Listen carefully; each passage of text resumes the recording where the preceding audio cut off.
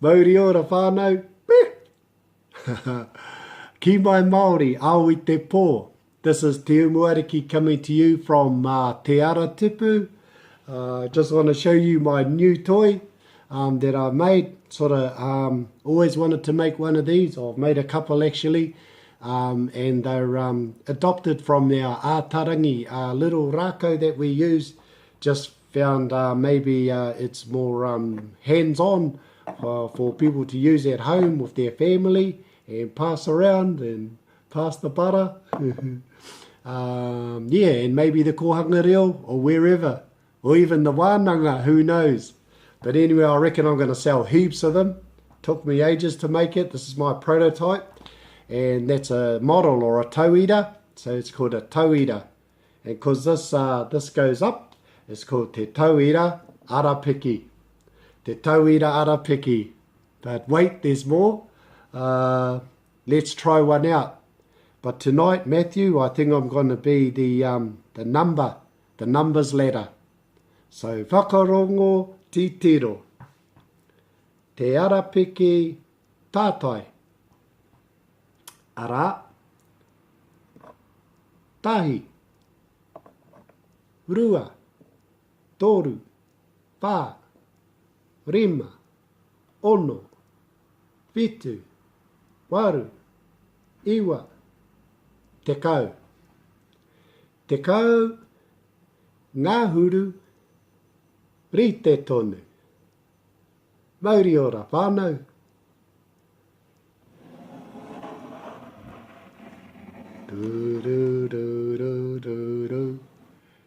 Tonight, Matthew, I'm going to be the colour spectrum, or some of the colours.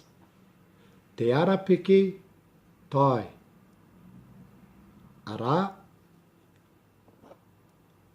Mā. Ko mā. Tea. Aotearoa. Whero. Kura. Toto. Karera. Kakariki. Rito. Mawhero. Pūwhero. Hana. Ko whai, ko hai, ko wai, manga eka, mauta, paunamu, kakariki, pūriri, pango, mangu,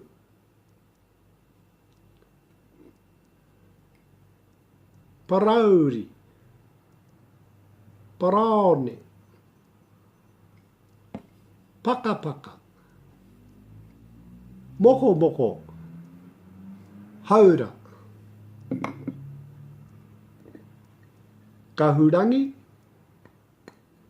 kikorangi, tuauri,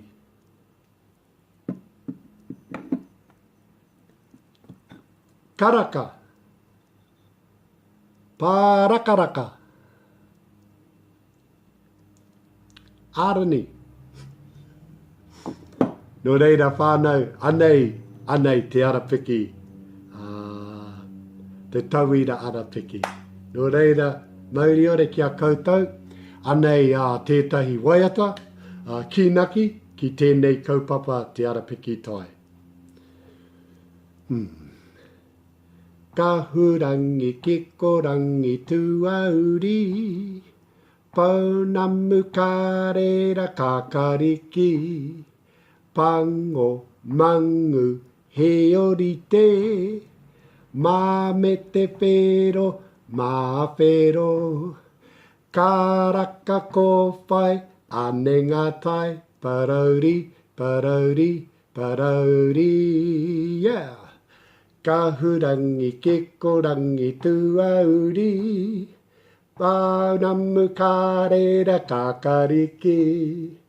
Pango mangu he orite. Mā me te whero, mā whero. Karaka kōwhai, ane ngā tai, parauri, parauri, parauri.